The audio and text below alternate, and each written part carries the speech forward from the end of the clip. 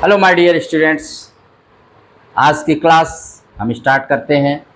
हिंदी की क्लास है टुडे और हिंदी की क्लास में यूपी बोर्ड कक्षा 12 2024-25 के लिए विषय है हिंदी। कक्षा 12 है। पाठ का शीर्षक है बादल राग और लेखक का नाम है सूर्यकांत त्रिपाठी निराला।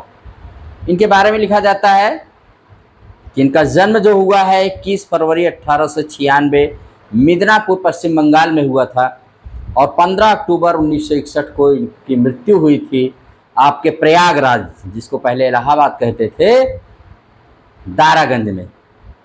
ठीक है। 1930 से निराला जी ने अपना जन्म दिवस जो है बसंत पंचमी के दिन से मनाना शुरू कर दिए। बसंत पंचमी को अपना जन्मदिन मनाते थे। महाप्राण के नाम से ये मशहूर छायावादी दौर के 4 स्तंभों में से एक है। मैंने बताया था 4 स्तंभ कौन कौन से हैं। उसमें आते हैं जयशंकर प्रसाद और सूर्यकांत त्रिपाठी निराला और सुमित्रा नंदन पंत, महादेवी वर्मा। ये 4 स्तंभ माने जाते हैं छायावाद के और इन्होंने बहुत ही मशहूर कविताएं लिखी हैं हमारे सूर्यकांत त्रिपाठी निराला जी ने। 1930 में प्रकाशित अपनी कविता संग्रह परिमल की भूमिका में उन्होंने लिखा था कि मनुष्यों की मुक्ति कर्म के बंधन से छुटकारा पाना है और कविता की मुक्ति छंदों के शासन से अलग हो जाना है। छंदों के शासन से अलग हो जाना है। तो इनके बचपन का नाम बताते हैं, सूर्य कुमार रखा गया था और 3 वर्ष की अवस्था में इनकी माँ का देहांत हो गया। 20 वर्ष के होते होते इनके पिता का, और पहले महायुद्ध के बाद फैली महामारी में उनकी पत्नी मनोहरा देवी का निधन हो गया। इस महामारी में उनके चाचा, भाई और भाभी का भी देहांत हो गया और इनके ऊपर सबसे ज़्यादा पहाड़ तब टूटा जब इनकी पुत्री सरोज का मृत्यु हो गई, जब इन्होंने उसके जैसे ही शादी किया था और तुरंत 18-19 वर्ष की थी और तभी सरोज की मृत्यु हो गई। और उन्होंने तब लिखा था कि धन्य मैं पिता निरर्थक का, कुछ भी तेरे हित ना कर सका, जाना तो अर्थो गमो पाए, पर रहा सदा संकुचित काय, लखकर अनर्थ आर्थिक पथ पर, हारता रहा मैं स्वार्थ समर। बहुत अच्छी रचना है सरोज स्मृति, इन्होंने अपनी पुत्री की। बताते हैं कालजयी कविता है, हिंदी की सबसे अच्छा शोक गीत है, बेस्ट एलिजी सॉन्ग है हिंदी लिटरेचर में। यह कविता उन्होंने मात्र 19 वर्ष की आयु में मृत्यु को प्राप्त हुई अपनी बेटी सरोज स्मृति के याद में उन्होंने लिखा था। इनकी मृत्यु 15 अक्टूबर 1961 को प्रयागराज के दारागंज नामक मोहल्ले में हो गई थी। कि इतने दुखों को झेलते हुए हमारे ये कवि महोदय थे। यस माय डियर, इतना सब कुछ इन्होंने झेला, इतने दुख, इतने सब कुछ सहे, लेकिन मुंह से कुछ नहीं कहे। और इन्हीं के बारे में बताया जाता है कि ये जो कविता है बादल राग, तो छायावाद को जान लीजिए। छायावाद ने खड़ी हिंदी बोली को हिंदी साहित्य में प्रतिष्ठित किया, इसीलिए छायावाद को खड़ी बोली का स्वर्ण युग या गोल्डन एज कहते हैं, गोल्डन ईरा कहा जाता है। इनकी एक रचना जो अनामिका है, छायावाद की बेस्ट पोएम इसी में है, जैसे सरोज स्मृति, राम की शक्ति पूजा और जूही की कली इनकी पहली काव्य रचना मानी जाती है, कही जाती है। इन्होंने साहित्य का तत्कालीन काव्य परंपरा का खंडन करते स्वच्छंद एवं छंद मुक्त कविताओं की रचना प्रारंभ की। ये अपने अक्खर स्वभाव के लिए भी जाने जाते हैं बहुत ही ज़्यादा, हमारे सूर्यकांत त्रिपाठी निराला जी। निराला और महाप्राण तो उपाधि थी, निराला भी इनको उपनाम था। और सूर्यकांत इनका नाम पड़ा चूंकि ये इनकी माँ व्रत रखती थी रविवार का, सूर्य का देवता का। इनका जन्म हुआ था सूर्य के माने रविवार के दिन, और इसीलिए इनको सूर्यकांत कहा गया। ये भी आप जानते रहिएगा। आइए अब इनकी कविता का हम लोग पाठ करते हैं, जो आपके सिलेबस में है, पाठ्यक्रम में है, करिकुलम में है। और सिलेबस में है बादल राग। झूम झूम मृदु गरज गरज घन घोर, झूम झूम, इसमें बादलों का मानवीकरण किया गया है। बादलों को कहीं ना कहीं आवाहन किया गया है कि आओ, क्योंकि आप जानते हैं ना, बिना वर्षा के, बिना वर्षा के तो पृथ्वी पर जीवन संभव ही नहीं है। और यही कारण है कि हमारे कवि महोदय द्वारा उन बादलों को बुलाया जा रहा है, आवाहन किया जा रहा है कि आप आइए, आपके बगैर ये धरती हरी भरी नहीं होगी, सूखी और रेगिस्तान होगी। इसमें हमारी धरती की क्या शान होगी। कहीं न कहीं पर्सनिफिकेशन करते हैं, मानवीकरण किए हैं हमारे इस बादल को, और उनको बुला रहे हैं ऐसे जैसे, कैसे, जैसे हम किसी को बुलाते हैं जिसके आने से बाहर आ जाए, तो वैसे ही वो बुला रहे हैं बादलों को कि झूम झूम मृदु गरज गरज घन घोर, और रागे अमर अंबर में भर निज रोर, रागे अमर अंबर में भर निज रोर, और झर झर झर झर निर्झर गिरिशर में, घर मर तर मर मर सागर में, और सरित तड़ित गति चकित पवन में, और सरित तड़ित गति चकित पवन में, मन में विजन गहन कानन में, आनन आनन में रव घर, आनन आनन में रव घोर कठोर, राग अमर अंबर में भर निज रोर, राग अमर अंबर में भर निज रोर। रोर माने शोर होता है। यहां कवि महोदय कह रहे हैं कि, कवि महोदय कह रहे हैं तो मीनिंग देख लेते हैं पहले इसका।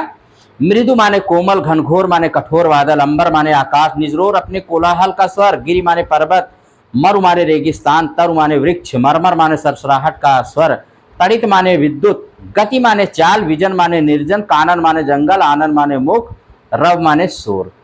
तो आइए देखते हैं यहाँ पर कवि महोदय आवाहन करते हैं बादलों का। क्या बादल,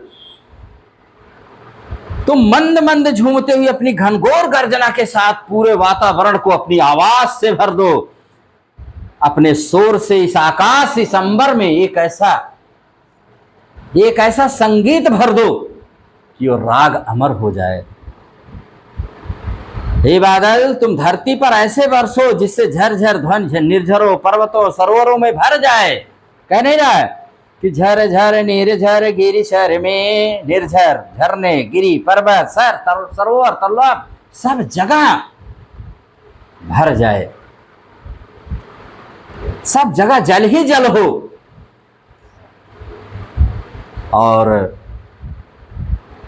तुम अपने स्वर से, अपने संगीत से प्रकृति के कण कण में नवजीवन का संचार कर दो, भर दो जीवन, क्योंकि तुम्हारे बगैर जीवन नहीं चलेगा। और उसके बाद कहते हैं, तुम ऐसे बरसो जिससे प्रत्येक घर नवजीवन की स्वर लहरी से ध्वनित हो उठे, मरुस्थल के वृक्ष हरे भरे होकर मरमर ध्वन करते हुए लहराने लगे, समुद्र और नदी सरित तड़ित गति चकित पवन में, समुद्र और नदी में बिजली की गति भर जाए, उसके विकास की गति देखकर पवन भी आश्चर्य चकित हो जाए, इतना ज्यादा उनमें गति आ जाए कि हवा उनको देखकर, पवन उनको देखकर शर्मा जाए, चकित हो जाए, अरे यार ये क्या हो गया, मैं भी इनसे पीछे हो गया विकास में।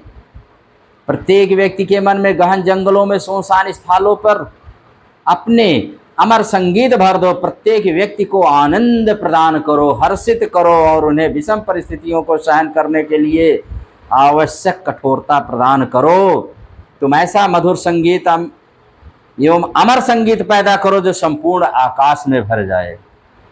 कहने का मतलब है यहाँ कवि मानव को भी जैसे एक सीख देना चाह रहा है कि भैया आप भी कठोर बनिए, जीवन में कुछ भी आए सब कुछ सहिए, ठीक है। इसीलिए आवाहन हो रहा है बादलों के माध्यम से ठीक है, ये पहला हमारा था कि झूम झूम मृदु गरज गरज घन घोर। दूसरा इसमें देखते हैं, और दूसरे में है अरे वरस के हर्ष बरस तू बरस बरस रसधार, पार ले चल तू मुझको बहा दिखा मुझको भी निज गय गर्जन भैरव संसार। अरे बरस के हर्ष अरे वर्ष के हर्ष बरस तू बरस बरस रसधार, पार ले चल तू मुझको बहा दिखा मुझको भी निज गर्जन भैरव संसार। यहाँ पर कवि क्या कहना चाह रहा है, यहाँ पर वर्ष के हर्ष, वर्ष के हर्ष किसको कह रहा है कवि, वर्ष के हर्ष कह रहा है कवि इन बादलों को जो वर्षा करते हैं।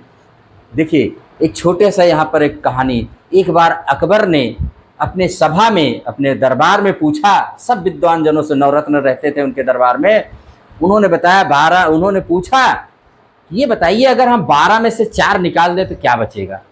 भाई जाहिर सी बात है सब लोगों ने 8 बताया, लेकिन बीरबल समझ गए ये कोई सामान्य क्वेश्चन नहीं है, ये तो हमको लग रहा है कि कुछ और टेस्ट करना चाहते हैं।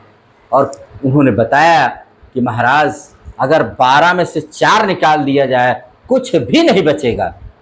अकबर और सारे दरबारी आश्चर्यचकित रह गए, क्या कुछ भी नहीं बचेगा? नहीं बचेगा। कहा कैसे? कहा हमारे यहाँ 3 ऋतुएं होती हैं, 3 सीजन होते हैं, उनमें से अगर 4 सीजन वर्षा ऋतु को निकाल दिया जाए तो सर इस पृथ्वी पर कुछ भी नहीं होगा और सब के सब मर जाएंगे। और अकबर बहुत खुश हुए।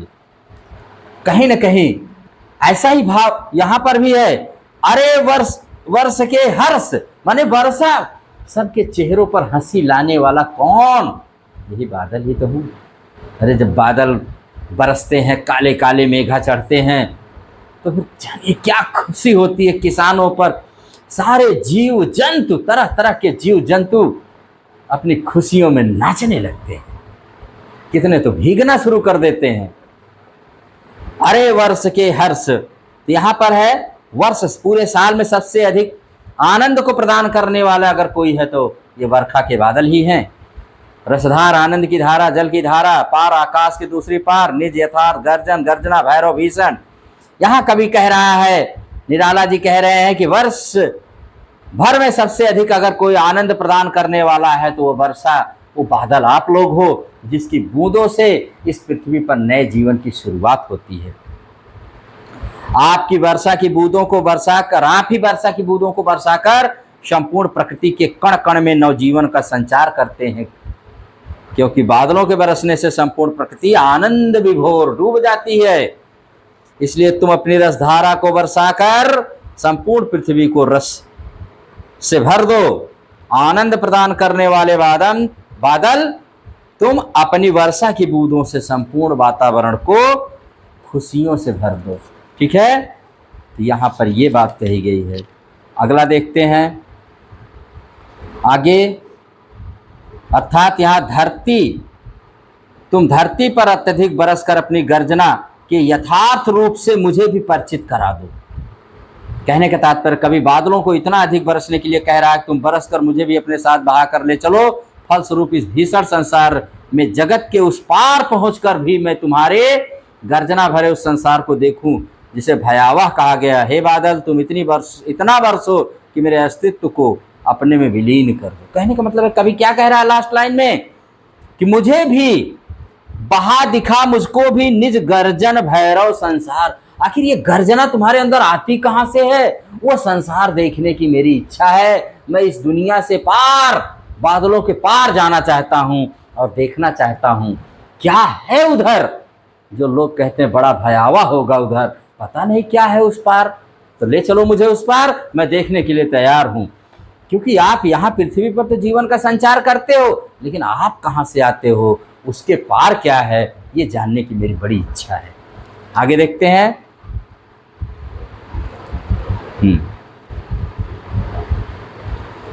उथल पुथल कर हृदय मचा हल चल, चल रे चल, चल रे चल मेरे पागल बादल, मेरे पागल बादल, धसता दल दल हंसता है नद खल खल, बहता कहता कुल कुल कल कल कल कल, हंसता है नद खल खल, बहता कहता कुल कुल कल कल कल कल।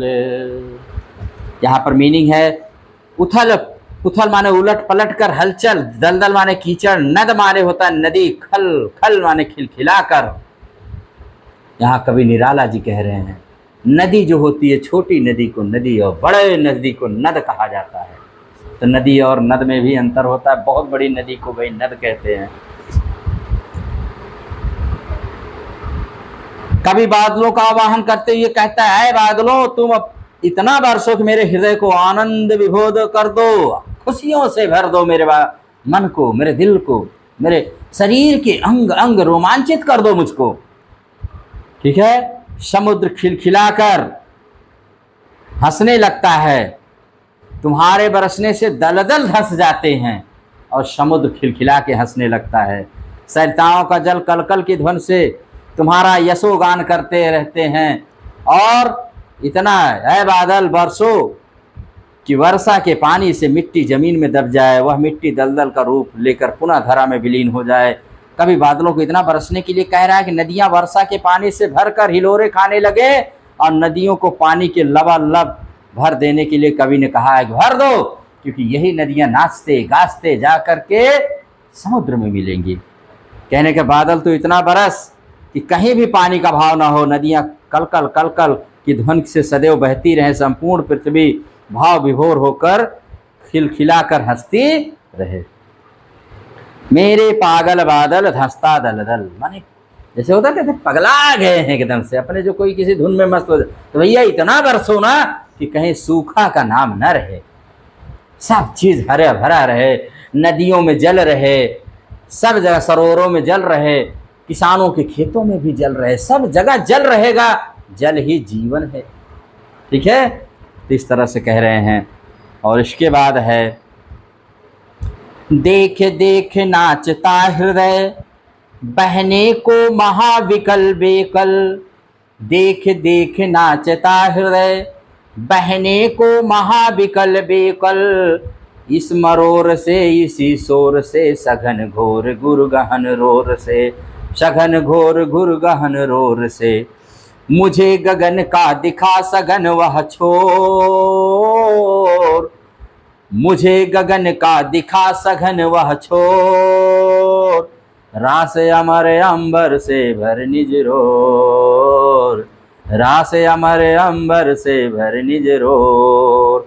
महाविकल माने अत्यधिक व्याकुल, बेकल माने बेचैन, मरोर माने घुमाव फिरा चक्कर, सघन माने गहरा घना, गुरु माने अधिक, गहन माने गंभीर, रोर माने शोर, छोर माने किनारा। कवि निराला जी यहाँ कह रहे हैं, यह बादल तुम्हें बरसता देख पृथ्वी भाव विभोर हो जाती, खुशी से भर जाती है।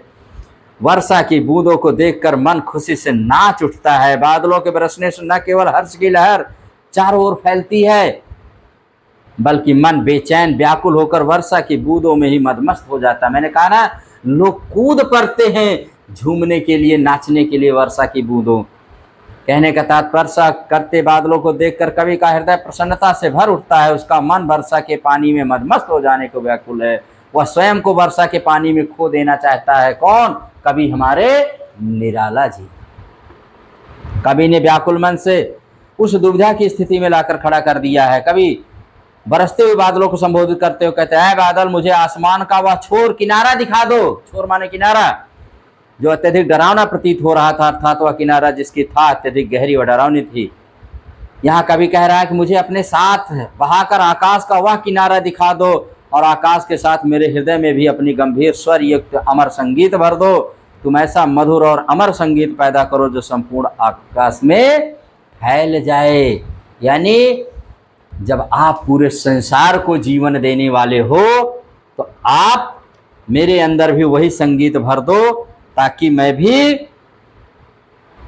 इस संसार रूपी जो एक डर है कि क्या होगा पार इस संसार के, वो डर मेरे अंदर से चला जाए। ये परिमल से ली गई इनकी रचना है निराला जी की, और बहुत ही सुंदर रचना है।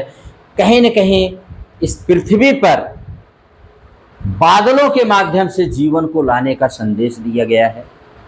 बादल राग, जिसमें हमारे इस संसार में रूपी जो हमारा पृथ्वी है, और कहीं न कहीं ये बार-बार उस छोर के पार कह रहे हैं, कहीं न कहीं एक मृत्यु का भय, एक ऐसा जो लोग डरे होते हैं ना, क्या होगा उस पार, जीवन के बाद क्या होगा? कभी कहीं न कहीं बार-बार उसको कह रहा है कि मेरे देखने की इच्छा है, क्या है उस पार?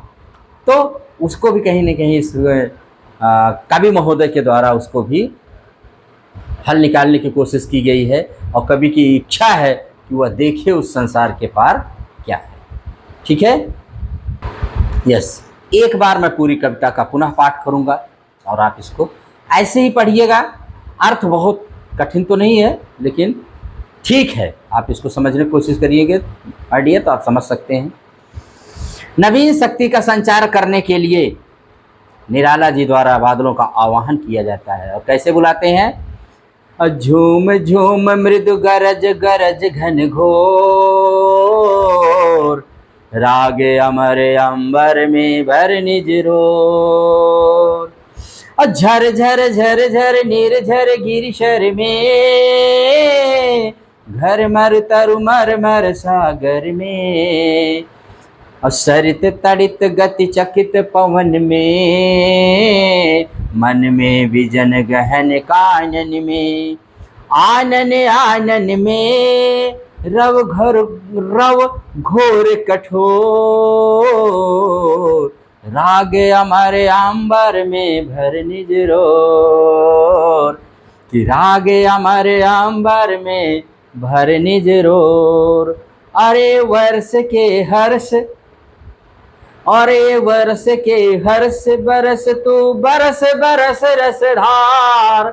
अरे वर्ष के हर्ष बरस तू बरस बरस रसधार। पार ले चल तू मुझको, बहा दिखा मुझको भी निज गर्जन भैरव संसार। पुथल पुथल कर हृदय मचा हलचल, चल रे चल मेरे पागल बादल। उथल पुथल कर हृदय मचा हलचल, चल रे चल मेरे पागल बादल। धंसता दल दल हंसता है नद खल खल, बहता कहता कुल कुल कल कल कल कल। देख देख नाचता हृदय, देख देख नाचता हृदय, बहने को महाविकल बेकल। इसी मरोर से इसी शोर से, इसी मरोर से इसी शोर से, सघन घोर गुरु गहन रोर से, सघन घोर गुरु गहन रोर से। मुझे गगन का दिखा सघन व छोर। राग अमर कि राग अमर अंबर में भर निज रोर। राग अमर अंबर में भर निज रोर। बहुत बेहतरीन कविता है, पढ़ेंगे तो आपके अंदर जोश आ जाएगा, कुछ कर गुजरने की इच्छा होगी, और वास्तव में कर गुजरिए। इन बादलों के आवाहन से कहीं न कहीं उस हमारे कवि निराला जी ने मनुष्यों के अंदर भी जोश, खरोश और एनर्जी लाने की कोशिश की है, मोटिवेट किया है, इंस्पायर किया है कि वो बादलों जैसा जोश होना चाहिए, गर्जना होनी चाहिए, जीवन देने की शक्ति आप में होनी चाहिए। इन समस्त भावों के साथ निराला जी ने इस कविता की प्रस्तुति किया है। बार बार पढ़िए और जोश से आप भर जाएंगे। ठीक है, तो इसी के साथ इस कविता को आप बार बार पढ़िए, खूब एंजॉय करिए और खूब अपने ढंग से इसको पढ़िए। अमर रचना है हमारे निराला जी की ये, और आप इसको पढ़ करके खूब अच्छे से महसूस करिए, अपनी परीक्षा में खूब अच्छे से लिखिए, यही मेरी कामना है। अगर ये वीडियो आपको पसंद आए तो आप इसको लाइक, शेयर और सब्सक्राइब करिएगा। Thank you very much.